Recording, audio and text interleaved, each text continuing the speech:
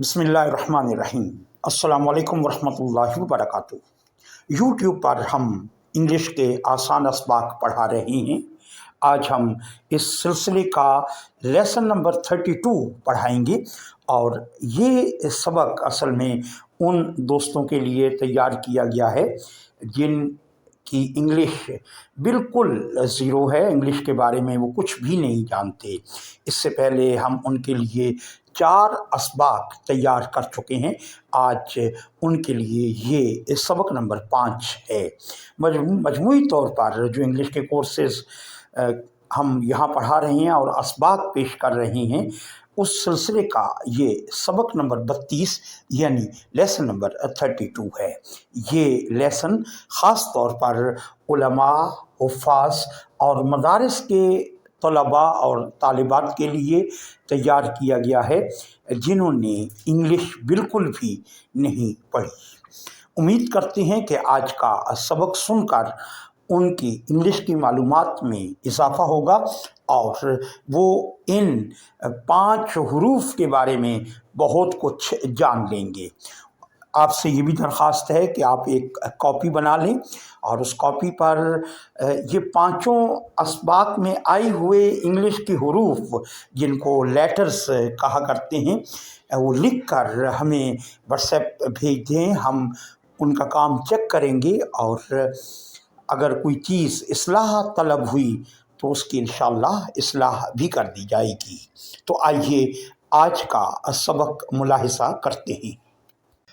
English के इब्तदाई असबाक के साथ आपकी खिदमत में मोहम्मद नाज़मीन अतहर हाजिर है। अस्सलाम वालेकुम वरहमतुल्लाहि वबरकातुहू।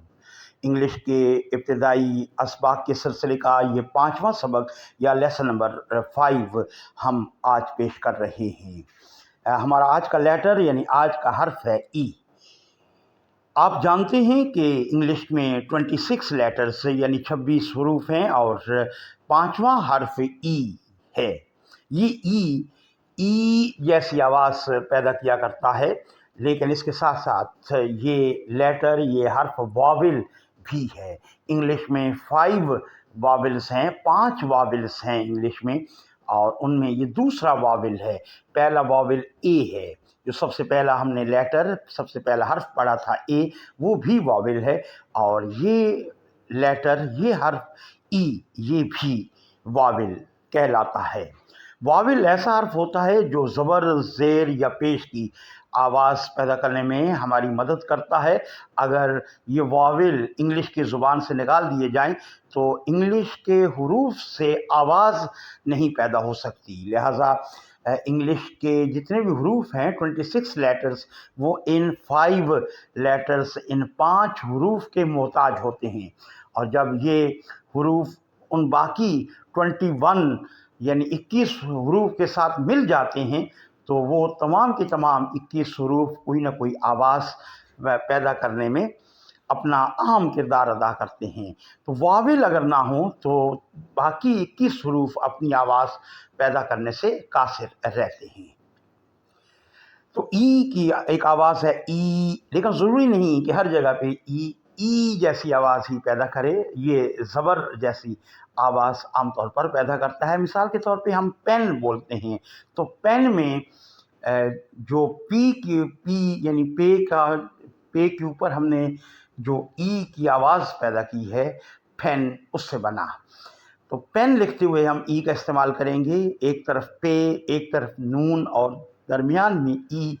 तो उससे हमें अंदाज़ा होगा कि इसको पिन या पुन हम नहीं पढ़ सकते, बल्कि PEN यानी पे और उसके बाद ई और उसके बाद नून। अगर ये 3 हरूफ हों तो ई लफ्ज़ का, ई हर्फ का इशारा होगा कि इसके ऊपर ज़बर हम अदा करेंगे, और ज़बर भी ऐसे अदा करेंगे जैसे कि हम कहते हैं पेन, ऐसे नहीं पान। हालांकि ये भी ज़बर है, लेकिन ई इशारा करेगा कि इस तरीके की आवाज़ पैदा करें कि ये बने पेन। और ए भी ज़बर ज़ेर पेश की आवाज़ पैदा करता है। मज़ीद 3 लेटर्स ऐसे हैं जो कि वाविल कहलाते हैं, वो इंशाअल्लाह आगे जब हमारे असबाक बढ़ेंगे तो उनमें इंशाअल्लाह पढ़ेंगे। 5 वाविल हैं। आज हम ये दूसरा वाविल भी पढ़ रहे हैं और ये इंग्लिश का हर्फ भी है ई। ای جو ہم نے ریڈ کلر میں لکھا ہے یہ کیپٹل ای ہے، یعنی بڑا ای ہے، اور جو ہم نے بلو کلر میں آپ کے رائٹ ہینڈ سائڈ آپ کے دائیں جانب جو ای لکھا ہوا ہے بلو کلر میں یعنی نیلے رنگ میں، وہ اسمال ای ہے یعنی چھوٹا ای۔ ہم امید کرتے ہیں کہ ہماری ابتدائی انگلش اسباق کے سلسلے کا 5واں سبق آپ سمجھ گئے ہوں گے۔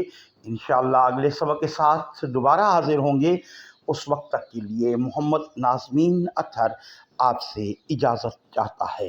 السلام علیکم ورحمۃ اللہ وبرکاتہ۔